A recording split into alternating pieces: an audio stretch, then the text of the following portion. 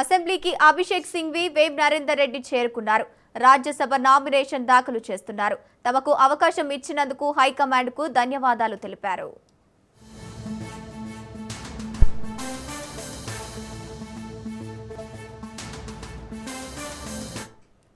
అసెంబ్లీకి అభిషేక్ సింఘ్వి వేవ్ నరేందర్ రెడ్డి చేరుకున్నారు.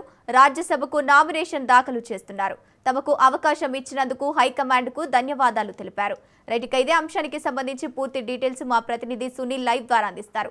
సునీల్, కొద్దిసేపటి క్రితమే తెలంగాణ రాష్ట్రానికి 2 రాజ్యసభ స్థానాలకు సంబంధించిన అభ్యర్థులు అటు రెండోసారి అభిషేక్ మను సింఘ్వి సుప్రీంకోర్టు సీనియర్ కౌన్సిల్ గా ఉన్నటువంటి అభిషేక్ మను సింఘ్వితో పాటు తెలంగాణ ప్రభుత్వ సలహాదారుగా పనిచేస్తున్నటువంటి వేవ్ నరేందర్ రెడ్డి ఇద్దరి పేర్లు కూడా కాంగ్రెస్ అధిష్టానం ప్రతిపాదించింది. వారిద్దరు కొద్దిసేపమే తెలంగాణ అసెంబ్లీకి చేరుకున్నారు. ప్రస్తుతం అయితే వారితో పాటు మంత్రులు అడ్లూరి లక్ష్మణ్తో పాటు మంత్రి శ్రీధర్ బాబు, మంత్రి కోమటిరెడ్డి వెంకటరెడ్డి, మంత్రి పొన్నం ప్రభాకర్తో పాటు మంత్రి దామోదర్ రాజనరసింహతో పాటు ఎమ్మెల్యేలు, ఎమ్మెల్సీలు, విప్పులు వీరందరూ కూడా అసెంబ్లీ ప్రాంగణానికి చేరుకొని భారీగా కాంగ్రెస్ శ్రేణుల మధ్య వారందరూ కూడా అసెంబ్లీ లోపలికి వెళ్లారు. మరి కాసేపులోనే ఈ యొక్క రాజ్యసభ స్థానాలకు ఇద్దరు కూడా నామినేషన్ కూడా దాఖలు చేసే అవకాశం ఉంది. ప్రధానంగా వారు కొద్దిసేపు క్రితమే మీడియాతో మాట్లాడుతూ తమకు రెండోసారి అవకాశం కల్పించినటువంటి తెలంగాణ రాష్ట్ర ప్రభుత్వానికి, కాంగ్రెస్ అధిష్టానానికి రుణపడి ఉంటారు. ఖచ్చితంగా తెలంగాణ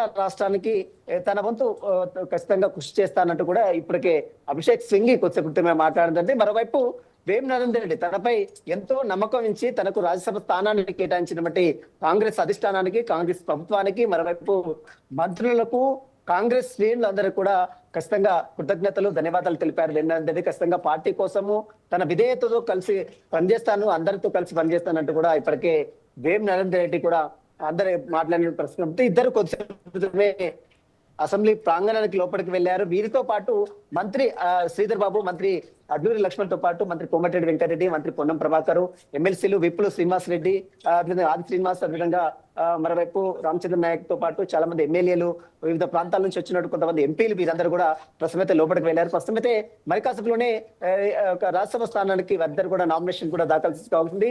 ఇక కాంగ్రెస్ పార్టీలో కూడా అంతర్గత కుమ్లాట అయితే మొదలైందని చెప్పారు. ఎందుకంటే అధిష్టానంతో పాటు కొంతమంది అభ్యర్థులు, ఆశాభావులు చాలా మంది తమకంటే తమకు ఎంపీ రాజ్యసభ స్థానం వస్తుందని భావించినప్పుడు కూడా కొంతమందికి రాలేదు. కాబట్టి కొంత నిరాశ అయితే అభ్యర్థులలో కొంత ఉంది. వారికి సంబంధించినటువంటి నాయకుడు కాలేకపోయారనే వాదన కూడా కొంత తెర మీదకి వస్తుంది. ఇప్పటికే విఏ హనుమంతరావు కూడా ఇప్పటి వరకు రాలేదు ఇక్కడికి. అతను కూడా ఎంతగానో ఆశించాడు. అతనితో పాటు వినయ్ కుమార్, శివశంకర్ కుమారుడుగా ఉన్నటువంటి వినయ్ కుమార్ కావచ్చు, మధుయాష్కి గౌడ్ కావచ్చు, చాలా మంది సీనియర్లు చాలా కాలం నుంచి కాంగ్రెస్ పార్టీలో ఎంత కాలం నుంచో ఉన్నటువంటి వారందరూ కూడా తమకు అవకాశం కల్పిస్తారని భావించినప్పుడు కూడా తమకు అవకాశం కల్పించకపోవడంతో కొంతమంది కాంగ్రెస్ లో ఉన్నటువంటి కొంతమంది సీనియర్ నేతలు కూడా కొంత ముఖం చాటేసినట్టు కూడా కొంత సమాచారం తెలుస్తుంది. దీంతో పాటు ఈ రోజు వేవ్ నరేందర్ రెడ్డికి సంబంధించిన నామినేషన్ కి మాత్రము సీనియర్ నేతలు అయితే ఎవరు రాలేదు. కేవలం మంత్రులు కావచ్చు, ఎమ్మెల్యేలు కావచ్చు, కొంతమంది శ్రేణులు, కాంగ్రెస్ శ్రేణులు మాత్రం ఇక్కడ వచ్చారు. ప్రస్తుతం అయితే నామినేషన్ అయితే దాఖలు అవుతుంది. మరి కాసేపులోనే ఇక్కడికి ముఖ్యమంత్రి రేవంత్ రెడ్డి ఇప్పటికే ఢిల్లీ నుంచి బయలుదేరినటువంటి ముఖ్యమంత్రి రేవంత్ రెడ్డి నేరుగా అసెంబ్లీ ప్రాంగణానికి వస్తున్నట్లు కూడా కొంత సమాచారం తెలుస్తుంది. ముఖ్యమంత్రి వచ్చిన తర్వాత అతని సమక్షంలో నామినేషన్ పత్రాలు సమర్పిస్తారని తెలుస్తుంది. ఇక ఏకగ్రీవంగా చెప్పవచ్చు. ఎందుకంటే బీఆర్ఎస్ పార్టీ మాత్రం ఇప్పటివరకు నామినేషన్లు అయితే ఎవరికి దాఖలు చేయడానికి ఇక్కడ రాలేదు. కాబట్టి ఈ యొక్క ఎన్నిక మాత్రం ఏకగ్రీవంగా ఎన్నుకునే అవకాశం. ఇద్దరు కాంగ్రెస్ అభ్యర్థులకు బలమైనటువంటి బలం ఉంది. దానికి సంబంధించిన ఎమ్మెల్యేలు 10 మంది ఎమ్మెల్యేల సంతకాలు తీసుకోవాల్సిన అవసరం ఉంటుంది. కాబట్టి వారందరూ కూడా ఇక్కడికి చేరుకున్నారు. ప్రస్తుతం అయితే మరి కాసేపులోనే వారిద్దరు Abhishek Singhvi supreme court senior council, Telangana రాష్ట్రానికి చెందినటువంటి అనేక కేసులు ఇటీవల కాలంలో బీసీ రిజర్వేషన్ సంబంధించినటువంటి కేసు కావచ్చు, పోలవరం బంకచెర్ల ప్రాజెక్ట్ సంబంధించిన విషయంలో సుప్రీంకోర్టులో దాఖలు చేసిన విషయంలో కూడా సుప్రీంకోర్టు సీనియర్ కౌన్సిల్ గా ఉన్నటువంటి అభిషేక్ మను సింఘ్వి తెలంగాణ రాష్ట్ర ప్రభుత్వం తరపు నుంచి అనేక వాదనలు కూడా తను వినిపిస్తూ ఉన్నాడు. కాంగ్రెస్ పార్టీకి ఎంతో సేవలు చేస్తున్నాడు. కాబట్టి రెండోసారి అధిష్టానం కాంగ్రెస్ పార్టీ నుంచి అధిష్టానం తెలంగాణ రాష్ట్రం నుంచి అభిషేక్ మను సింఘ్వికి మద్దతు ఇచ్చింది, అతని పేరును ప్రతిపాదించింది. కాబట్టి రెండో స్థానం కోసము కొంత చర్చ మాత్రం కొనసాగింది రాజకీయంగా. ఇందులో భాగంగానే చాలా మంది పేర్లు, సీనియర్ నేతలు, సుదీర్ఘ రాజకీయ అనుభవం ఉన్నటువంటి చాలా మంది ఆశాభావాలు ఎంతగానో ఎదురు చూసినప్పటికీ కూడా చివరి క్షణంలో ఆ స్థానం మాత్రము వేమనంద రెడ్డి ప్రభుత్వ సలహాదారుడు, ముఖ్యమంత్రి రేవంత్ రెడ్డికి అత్యంత సన్నిహితుడుగా ఉన్నాడు. టీడీపీలో ఉన్నప్పుడు తర్వాత కాంగ్రెస్ పార్టీలోకి వచ్చిన తర్వాత కూడా అతని వెంట ఉన్నటువంటి వేమనంద రెడ్డికి అధిష్టానం కూడా మద్దతు ఇచ్చింది. అధిష్టానం కూడా అతని వైపే ఉంది. కాబట్టి ప్రస్తుతం మనం చూడొచ్చు, చాలా మంది ఈ కాంగ్రెస్ నేతలు కూడా ఉన్నారు. చామల కిరణ్ కుమార్ రెడ్డి సార్ చూస్తున్నాం ఈరోజు ఇద్దరు అధిష్టానం స్థానం ఎట్లా చూస్తారు?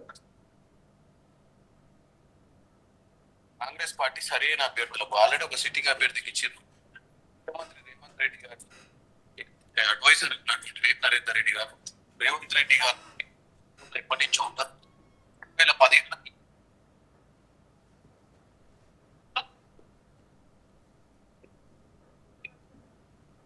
అంటే కాంగ్రెస్ లో ఉన్న సీనియర్ నేతలు చాలా మంది ఎదురు చూస్తారు. అయినప్పుడు కూడా కాదని రేవంత్ రెడ్డికి ఇవ్వడం ఇచ్చే అవకాశాలు బట్టి గతంలో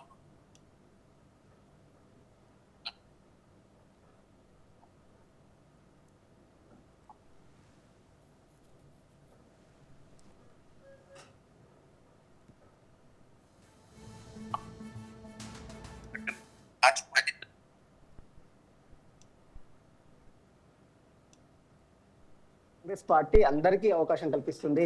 రాబోయే కాలంలో కూడా కొంతమంది సీనియారిటీని కూడా సిన్సియారిటీని దృష్టిలో ఉంచుకొని కాంగ్రెస్ పార్టీ ఖచ్చితంగా అవకాశం కల్పిస్తుంది అంటూ కూడా చామల కిరణ్ కుమార్ రెడ్డి, ఎంపీగా ఉన్నటువంటి చామల కిరణ్ కుమార్ చెప్తారు. ప్రస్తుతం అయితే నామినేషన్ దాఖలు చేసేందుకు అభిషేక్ మను సింఘ్తో పాటు వేమనంద రెడ్డి కూడా లోపలికి వెళ్లారు. మరి కాసేపులోనే ముఖ్యమంత్రి రేవంత్ రెడ్డి ఇప్పటికే ఢిల్లీ నుంచి బయలుదేరారు. కాబట్టి అతను వచ్చిన తర్వాత నామినేషన్ పత్రాలు దాఖలు చేసిన తర్వాత దీనికి సంబంధించి దానిపై పూర్తి క్లారిటీ కూడా వచ్చే అవకాశం ఉంది. Right, thank you Sunil.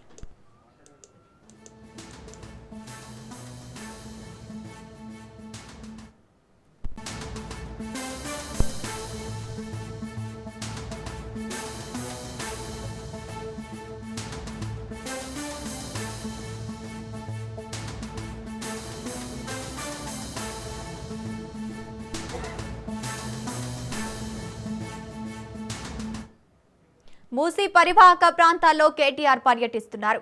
గత ప్రభుత్వ హయాంలో చేసిన మూసీ సుందరీకరణ పనులను పరిశీలిస్తున్నారు. మూసీ సుందరీకరణకు బీఆర్ఎస్ ప్రభుత్వం చేసిన కృషిని ప్రజలకు వివరిస్తున్నారు. ఇండ్లు కూల్చకుండా మూసీని సుందరీకరించాలని ప్రభుత్వాన్ని డిమాండ్ చేస్తున్నారు. రైట్గా ఇదే అంశానికి సంబంధించి పూర్తి డీటెయిల్స్ మా ప్రతినిధి సైదులు అందిస్తారు. సైదులు. గంగోత్రి ఈ రోజు BRS working president KTR Musi పరివాహక ప్రాంతంలో ఆయన పర్యటిస్తున్నారు. నాగోల్లో ఉన్నటువంటి ఎస్టీపీ ప్లాంట్ ని కొద్దిసేపటి క్రితమే ఆయన పరిశీలించారు. అక్కడ నుంచి బయలుదేరి మూసీ పరివాహక ప్రాంతం చేసినటువంటి అభివృద్ధి గతంలో బీఆర్ఎస్ పార్టీ హయాంలో ఉన్నప్పుడు ఎస్టీపీ ప్లాంట్ ని నిర్మించిన తర్వాత మూసీ పరివాహక ప్రాంతంలో చేసినటువంటి అభివృద్ధికి సంబంధించి ప్రజలకు వాస్తవాలు తెలిసేలా ఆయన ఈ యొక్క పర్యటనకి శ్రీకారం చుట్టారు. సో ఇక ఆయన ఎస్టీపీ ప్లాంట్లని పరిశీలిస్తూ అక్కడ ఉన్నటువంటి స్థానికులతో మాట్లాడుతూ ఆయన కలయ తిరుగుతూ ఉన్నారు. సో ఆ సమయంలో ఆయన ఒకటే చెప్తున్నారు. సో గతంలో బీఆర్ఎస్ పార్టీ అధికారంలో ఉన్నప్పుడు మూసీ సుందరీకరణ కోసం ఎస్టీపీ ప్లాంట్లని మేము నిర్మాణం చేశాము.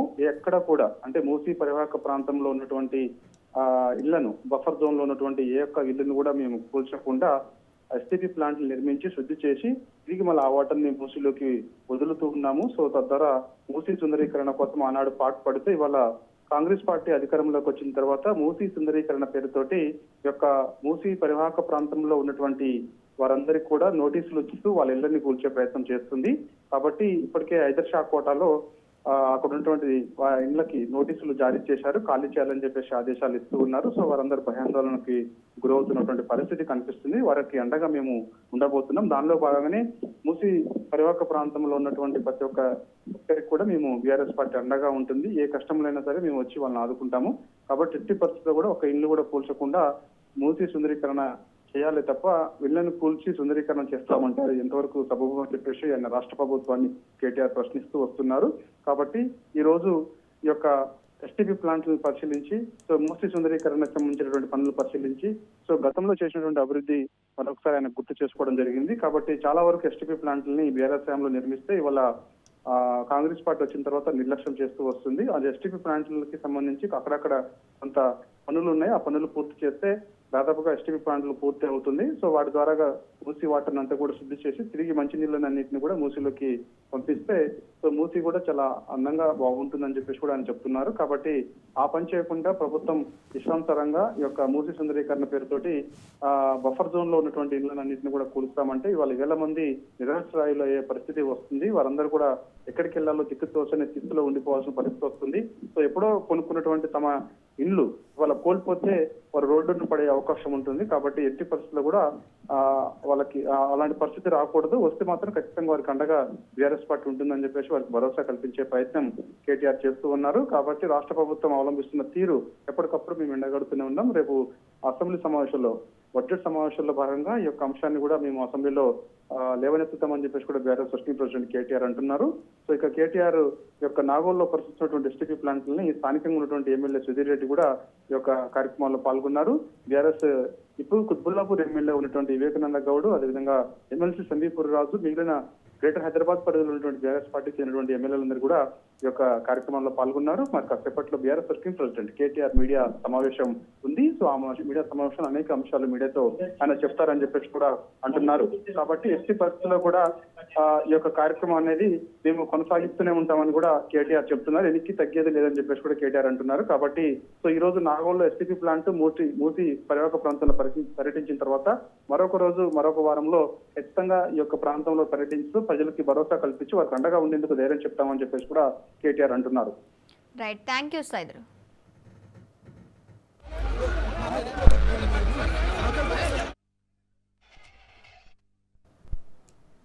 అమెరికా అధ్యక్షుడు ట్రంప్ హత్యకు ఇరాన్ సైన్యం మాస్టర్ ప్లాన్ వేసినట్టు వెల్లడైంది.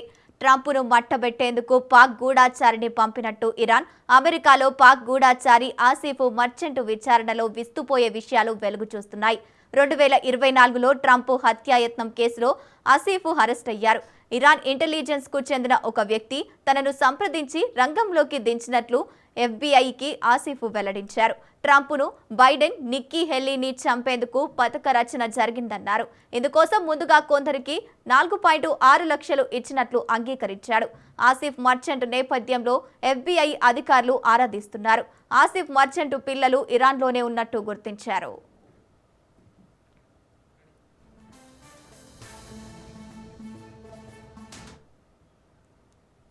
రైట్, ఇక ఇదే అంశానికి సంబంధించి పూర్తి డీటెయిల్స్ మా ప్రతినిధి ప్రవీణ్ లైవ్ ద్వారా అందిస్తారు.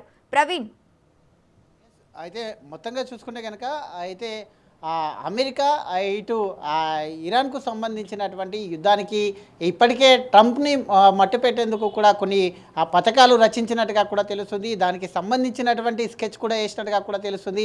అయితే దాంట్లో మెయిన్గా పాల్గొన్న వాళ్ళు, ఈ యొక్క పరిస్థితులను దారి తీసినటువంటి పరిస్థితుల్లో పాల్గొన్న వాళ్ళని కూడా విచారిస్తున్నట్టుగా కూడా తెలుస్తుంది. వాటిలో భాగంగానే నమ్మలేని విస్తుపోయే నిజాలు కూడా తెలుస్తాయి. అయితే ఈ మధ్యకాలంలోనే ట్రంప్ కూడా కొన్ని వ్యాఖ్యలు చేశారు. గతంలో అనేక సార్లు ఇక ఇరాన్ అయితే హత్యాయత్నం చేయడానికి ప్రయత్నించింది, మా పైన దాడులు చేయడానికి కూడా ప్రయత్నించింది అంటూ కూడా చెప్పడం జరిగింది. అదేవిధంగా చూసుకునే కనుక ఈ యొక్క ఇరాన్తో పాటు ఈ యొక్క అమెరికాకు ఉన్నటువంటి ఆ యొక్క యుద్ధ పరిమాణాలు ఇప్పటివి కావు. గతంలో కూడా అనేక సార్లు దాడులు జరిగినటువంటి సంఘటనలు కూడా మనం చూసాం. అనేక సంఘటనలు కూడా ఉన్నాయి. దాంట్లో భాగంగానే చూసుకుంటే కనుక 1979-81 మధ్యలో అమెరికా రాయబార కార్యాలయం ఏదైతే ఉంటుందో ఆ కార్యాలయంలో అయితే బందీలుగా కొంతమంది అమెరికాకు చెందినటువంటి టెహరాన్లో ఉండేటటువంటి అమెరికా రాయబార సంస్థకు చెందినటువంటి అధికారులు ఎవరైతే ఉంటారో ఆ అధికారులని మొత్తంగా సుమారుగా 52 మందిని 444 రోజుల పాటు బందీలుగా ఉంచింది. అదే ఈ విషయం పైన కూడా గతంలో అమెరికా ఇరాన్కు మొత్తంగా కూడా అయితే దాడులు జరిగాయంటూ కూడా తెలుస్తుంది. అదేవిధంగా ఈ ఘటన అయితే ఇరాన్ ఆస్ట్రిక్ అయితే అని అంటారు. రెండు దేశాల మధ్య ఇది శత్రుత్వానికి ప్రధాన కారణమై ఉండొచ్చు అంటూ కూడా కొన్ని వార్తలు అయితే వెలువడుతున్నాయి. అదేవిధంగా చూసుకుంటే కనుక 1988 మధ్య కూడా ఇరాక్ యుద్ధం కొనసాగింది. ఈ యొక్క సమయం లోపల అమెరికా ప్రత్యక్షంగా మొత్తంగా పరోక్షంగా అయితే ప్రత్యక్షంగా కాకుండా పరోక్షంగా ఇరాన్కు మద్దతు తెలిపింది అంటూ కూడా చెప్తున్నటువంటి అయితే ఇరాక్కు మద్దతు తెలిపినందుకు ఇరాన్ కూడా అయితే దీంతో మరింత ఆగ్రహం పెంచుకున్నట్టుగా కూడా తెలుస్తున్నట్టుగా సమాచారం అయితే వస్తుంది. అదేవిధంగా 2015లో కూడా అణు ఒప్పందం చేసుకోవడం కొరకు కొన్ని మొత్తంగా కూడా ఈ కార్యక్రమం నియంత్రించేందుకు జాయింట్ ఆపరేషన్ యాక్షన్ ప్లాన్ చేశారు. అందులో భాగంగానే ఈ ఒప్పందంలో America, Britain, France, Russia, China, Germany దేశాలు కూడా పాల్గొన్నట్టుగా కూడా తెలుస్తుంది. అంటే అణు ఒప్పందం అంటే అణుబాంబు తయారు చేయాలి, ఒక యురేనియం సంక్రమించాలి అంటే ఈ దేశాల పర్మిషన్ కూడా ఉండాలి. మొత్తంగా కూడా ఒక ప్లాన్ ఆఫ్ యాక్షన్ కమిటీ ఉంటుంది కాబట్టి ఆ కమిటీ పర్మిషన్ మేరకే ఇవన్నీ కూడా చేయాలి అని కూడా ఒక ఒప్పందం ఏర్పాటు చేసుకున్నారు. అయితే 2015లో ఈ సందర్భంలోనే చూసుకుంటే కనుక 2018 వచ్చే వరకు ట్రంప్ అనుబంధ ఒప్పందం నుంచి ట్రంప్ బయటికి రావడం జరిగింది. అంటే తన సొంతంగా మొత్తంగా కూడా ఆ యొక్క ఒప్పందం ప్రకారంగా కూడా అయితే బయటికి రావడం జరిగింది. బయటికి వచ్చిన క్రమం లోపల అప్పటి అమెరికా అధ్యక్షుడు డొనాల్డ్ ట్రంప్ ఈ యొక్క ఒప్పందం నుంచి అమెరికాను బయటికి తీసి ఇరాన్ పైన కఠిన ఆంక్షలు విధించారు. అయితే గతంలో కూడా ఇరాన్ ఈ విధంగా అణుబాంబులు తయారు చేస్తుంది, యురేనియం నిల్వలు ఉన్నాయి అనే కోణం లోపల వచ్చిన తర్వాత ఈ యొక్క ఒప్పందం నుంచి గతంలో కూడా అమెరికా అధ్యక్షుడు బయటకు వచ్చిన తర్వాత కూడా ఇరాన్ పైన ఒక కన్నేసి ఉంచారన్నట్టుగా కూడా తెలుస్తుంది. అదేవిధంగా దాంతోపాటుగా మళ్ళీ ఉద్రితలు కూడా పెరిగినట్టుగా కూడా తెలుస్తుంది. గతం నుంచి కూడా ఉద్రితలు పెరుగుతూనే వస్తున్నాయి. అదేవిధంగా 2020లో సులేమానీ హత్య కూడా అయితే ఈ యొక్క యుద్ధానికి కారణమైనట్టుగా కూడా తెలుస్తుంది. 2020లో మెయిన్గా చూసుకుంటే కనుక బాగ్దాద్లో అమెరికా డ్రోన్ దాడిలో ఇరాన్ ప్రముఖ సైనిక అధికారి అయినటువంటి కాసిం సొలైమానీని కూడా మరణించినట్టుగా కూడా తెలుస్తుంది. ఇవన్నిటిని కూడా చూసుకుంటే కనుక సులేమానీ హత్య మెయిన్గా అయితే గతంలో కూడా చూసుకునే కనుక అప్పుడు గతంలో అయితే ప్రముఖ సైన్యాధికారిగా ఉన్నాడు, ఆయనను కూడా ఈ విధంగా డ్రోన్ దాడి చేసి హత్య చేయడం జరిగింది. ఈ విషయాలు మొత్తంగా కూడా చూసుకుంటే కనుక అమెరికా నుంచి గతంలో కూడా ఈ యొక్క ఇరాన్తో అయితే యుద్ధ వాతావరణమే ఉంటుంది అంటూ కూడా చూస్తుంది. రెండు కూడా శత్రు దేశాలుగానే భావిస్తూ వస్తున్నట్టుగా కూడా సమాచారం అయితే వస్తుంది. ఆ తర్వాత కూడా చూసుకుంటే కనుక అయితే మధ్యప్రాచ్యంలో అమెరికా స్థావరాలపైన కూడా తరచూ ఇరాన్ దాడులు చేస్తూ వస్తున్నట్టుగా కూడా సమాచారం అయితే వస్తుంది. మొత్తంగా ఇజ్రాయెల్ ఇరాన్ ఘర్షణలో అమెరికా పాత్ర, ఈ రెండు దేశాల మధ్య సంబంధాలు అయితే ఈ ఇజ్రాయెల్ ఏదైతే ఉందో అమెరికాకు మొత్తంగా కూడా ఒక పెట్ట దేశంలా ఉంటుంది. అంటే మొత్తంగా అమెరికా ఎక్కడెక్కడైతే యుద్ధంలో పార్టిసిపేషన్ చేస్తే దానికి మద్దతుగా ఇజ్రాయెల్ వెళ్తూ ఉంటుంది. కాబట్టి ఈ ఇజ్రాయెల్ని కూడా అయితే ఇరాన్ మొత్తంగా కూడా శత్రు దేశంగానే భావిస్తూ ఉంటుంది. కాబట్టి ఇటు ఇజ్రాయెల్ కూడా ఎప్పుడు ఇక మొత్తంగా కూడా దాడి చేస్తూనే ఉంటున్నట్టుగా కూడా సమాచారం అయితే వస్తుంది. మొత్తంగా చూసుకుంటే కనుక 1979 విప్లవం నుంచి ఇప్పటి వరకు ఇరాన్ అమెరికా సంబంధాలు ఎక్కువ శత్రుత్వాన్ని పెంచినట్టుగా కూడా తెలుస్తుంది. కాబట్టి ఇప్పటి వరకు కూడా గత 6 రోజుల వరకు కూడా అయితే ఈ యొక్క మొత్తంగా చూసుకుంటే కనుక యుద్ధ వాతావరణం మొత్తంగా గతంలో నుండి కూడా వస్తున్నటువంటి సిచ్యువేషన్స్ చూసి ఇద్దరి మధ్య రెండు దేశాల మధ్య శత్రుత్వాన్ని ఉంది అని కూడా తెలుస్తుంది. Right, thank you Praveen.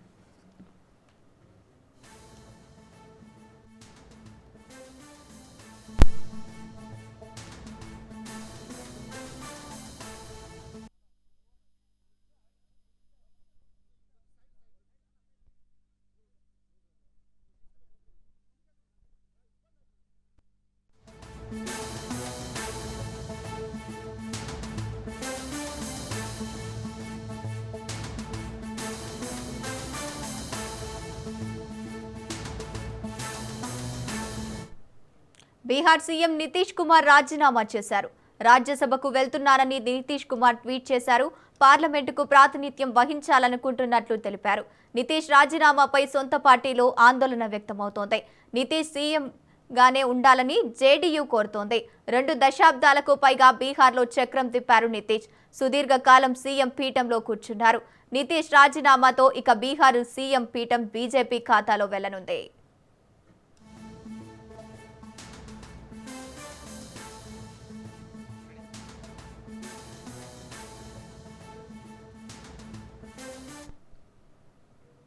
Bihar CM Nitish Kumar రాజీనామా చేశారు. రాజ్యసభకు వెళ్తున్నారని నితీష్ కుమార్ ట్వీట్ చేశారు.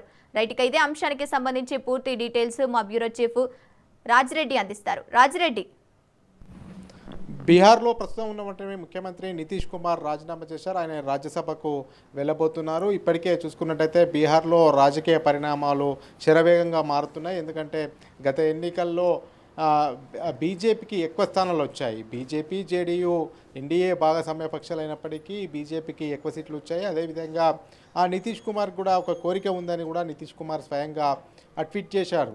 ఆ అసెంబ్లీలో అటు శాసన మండలిలో శాసనసభలో ఉన్న అదేవిధంగా లోక్సభలో అదేవిధంగా ఎగువ సభలో ఉండాలనే నా కోరిక ఉంది. అందులో భాగంగానే ఇప్పుడు నేను రాజ్యసభకు వెళ్తున్నాను.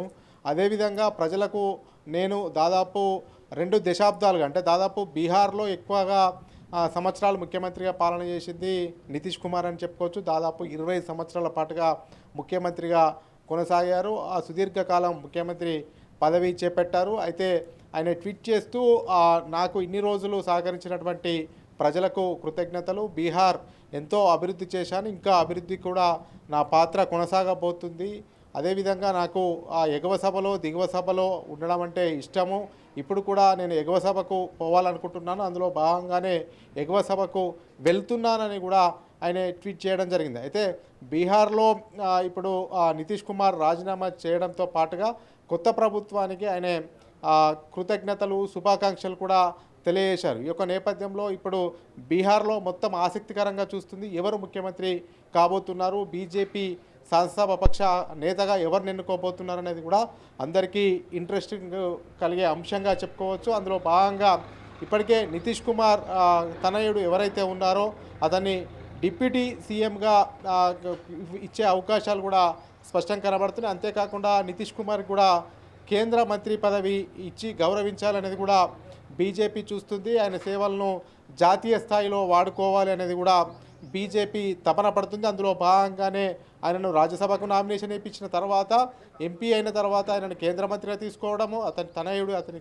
కొడుకునేమో డిప్యూటీ సీఎంగా చేయడము, ఇటు కేంద్రంలో జాతీయ స్థాయిలో అతని సేవలు వినియోగించుకోవాలనే ఉద్దేశం అయితే బీజేపీకి కనబడుతుంది. అందులో భాగంగానే అక్కడ ప్రభుత్వ మార్పు జరగబోతుంది. కొత్తగా ఏర్పడే ప్రభుత్వానికి కూడా ఇప్పటికే నితీష్ కుమార్ శుభాకాంక్షలు కూడా తెలియజేశారు. ఈ యొక్క నేపథ్యంలో మొత్తం చూసుకున్నట్టయితే బీహార్లో పొలిటికల్ టర్ను అనూహ్యంగా తీసుకున్నారు. శరవేగంగా రాజకీయాలు మారుతున్నాయి.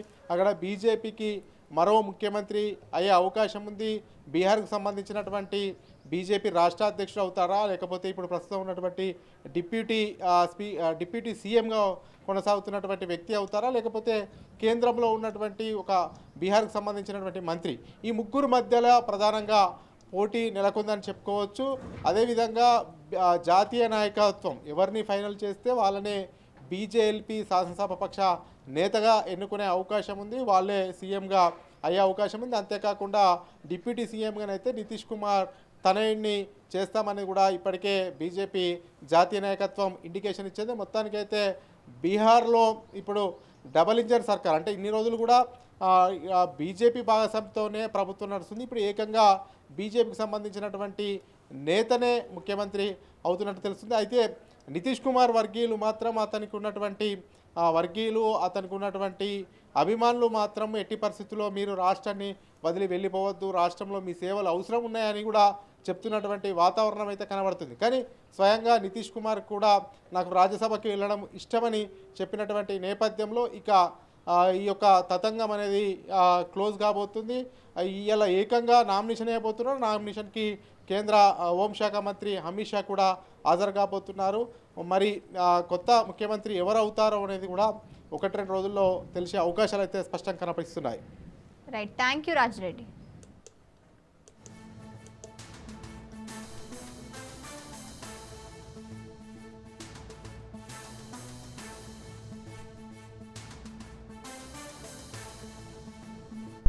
T20 వరల్డ్ కప్లో మరో బిగ్ మ్యాచ్కు భారత్ సిద్ధమైంది.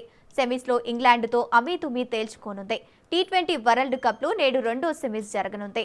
ముంబైలో వాంఖాడే స్టేడియంలో భారత్ ఇంగ్లాండ్ తలపడనున్నాయి. రాత్రి 7 గంటలకు మ్యాచ్ ప్రారంభం కానుంది. వరుస విజయాలతో దూసుకుపోతున్న సూర్యకుమార్ యాదవ్ నేతృత్వంలోని టీమిండియా డిఫెండింగ్ ఛాంపియన్ ఇంగ్లాండ్పై గెలిచి ఫైనల్ చేరాలని లక్ష్యంగా పెట్టుకుంది.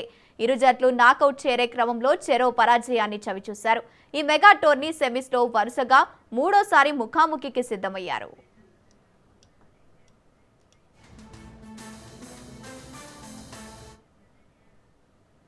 విజయ్ దేవరకొండ రష్మిక వెడ్డింగ్ రిసెప్షన్ ఘనంగా జరిగింది. సాంప్రదాయ దుస్తుల్లో విరోషు జోడీ మెరిసింది.